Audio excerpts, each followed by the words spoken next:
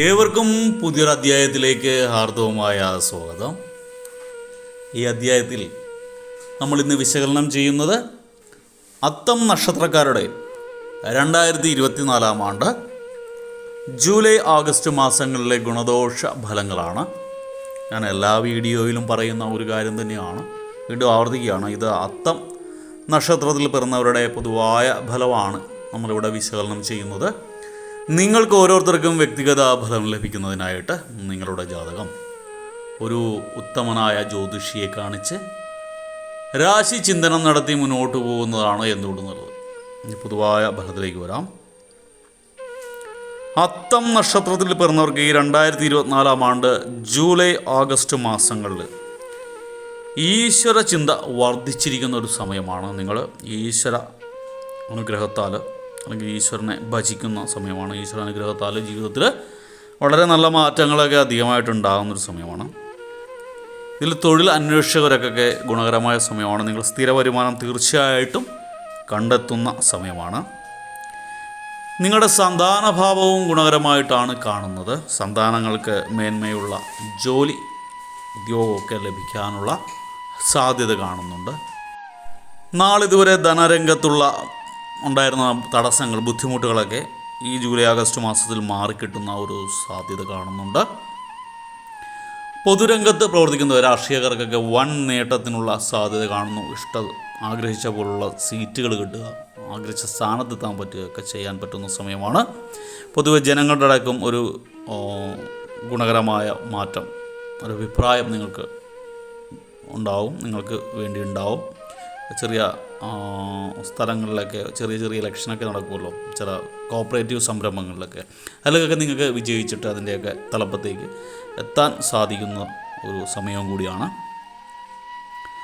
ഗൃഹസംബന്ധമായ കാര്യങ്ങളിലൊക്കെ ഒറ്റപ്പെടുത്തലുകളൊക്കെ ഉണ്ടാകാനുള്ള സാധ്യത കൂടുതലായിട്ടുണ്ട്.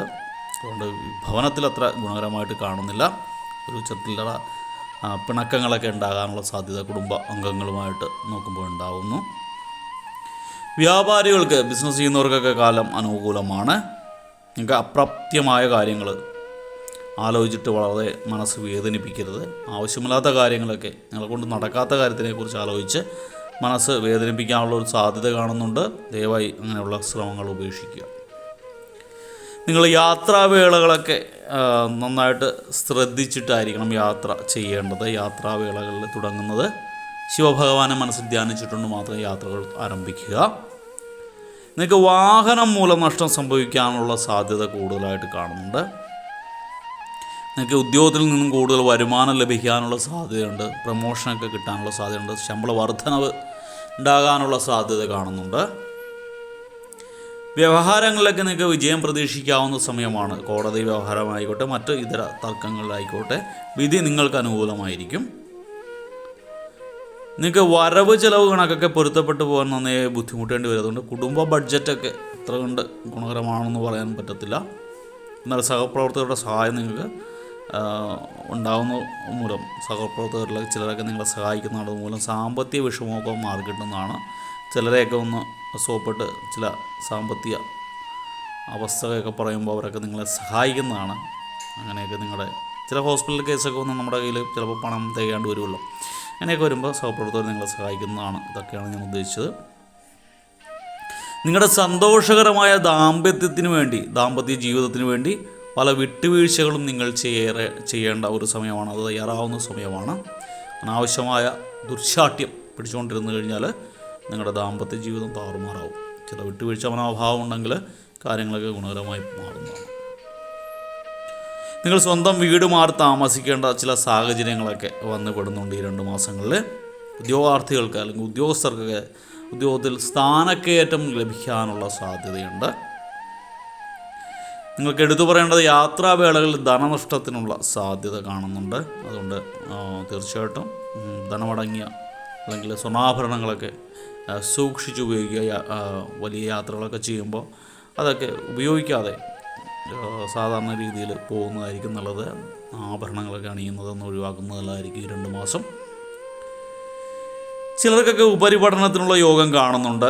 അതായത് പാതി വഴിയിലൊക്കെ പഠനം നിലച്ചുപോയവർക്ക് രണ്ടാമത് അത് റീസ്റ്റാർട്ട് ചെയ്യാനുള്ള ഇഷ്ടപ്പെട്ട വിഷയത്തിൽ സീറ്റ് ലഭിച്ച്, ഇഷ്ടപ്പെട്ട കോളേജിൽ സീറ്റ് ലഭിച്ചിട്ട് ഉപരിപഠനം റീസ്റ്റാർട്ട് ചെയ്യാനുള്ള സാധ്യതയുണ്ട്.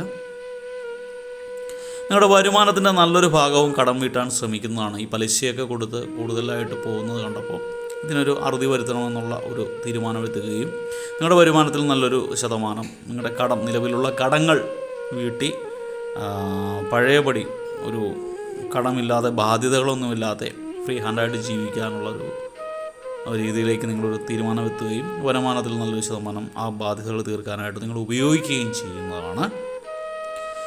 നിങ്ങൾ മറ്റുള്ളവരുടെ കാര്യങ്ങളിൽ അനാവശ്യമായിട്ട് ഇടപെട്ട് ദുഷ്പേര് സമ്പാദിക്കാനുള്ള ഒരു സാധ്യത കാണുന്നു. അതുകൊണ്ട് ആവശ്യമില്ലാതെ മറ്റുള്ളവരുടെ ഇതിൽ തലയിടാൻ പോകാതിരിക്കുക. കൂടെ നിൽക്കുന്നവരൊക്കെ സ്വാർത്ഥ താല്പര്യങ്ങൾക്ക് വേണ്ടി നിങ്ങളെ തള്ളിപ്പറയുന്ന ഒരു സാഹചര്യവും ഈ മാസങ്ങളിൽ കാണുന്നുണ്ട്. പൊതുവേ കാലം അനുകൂലമാണെങ്കിലും ചില ചില ദോഷഫലങ്ങൾ ഒഴിച്ചാൽ കാലം അനുകൂലമാണ്. ഇതിൽ നിങ്ങൾ എടുത്തു പറയേണ്ടത് 2, 3, 5, 9, 14 ഈ ദിവസങ്ങൾ, ഈ തീയതികൾ നിങ്ങൾക്ക് ശുഭ സൂചകമല്ല.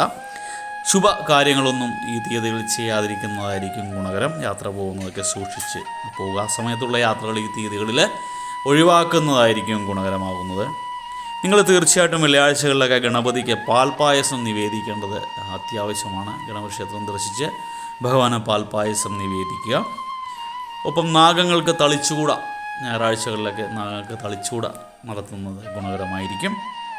നിങ്ങൾക്ക് ശിവക്ഷേത്ര ദർശനവും ഗുണഫലം ചെയ്യുന്നതാണ്. തിങ്കളാഴ്ചകളിലൊക്കെ ശിവക്ഷേത്ര ദർശനം നടത്തി ഭഗവാന് ഇഷ്ട വഴിപാടൊക്കെ കൂവളമാല നടത്തുക, പുറകിൽ വിളക്ക് നടത്തുക, ജലധാര നടത്തുക ഒക്കെ ചെയ്യുന്നത് ഗുണകരമായിരിക്കും. എല്ലാവർക്കും ഭഗവാന്റെ കാരുണ്യത്താൽ നല്ലൊരു സമയമുണ്ടാകട്ടെ, മാസമുണ്ടാകട്ടെ എന്ന് ആശംസിച്ചുകൊണ്ട് പ്രാർത്ഥിച്ചുകൊണ്ട് നിർത്തുന്നു. വീഡിയോ ഇഷ്ടപ്പെട്ടാൽ ലൈക്ക് ചെയ്യുക.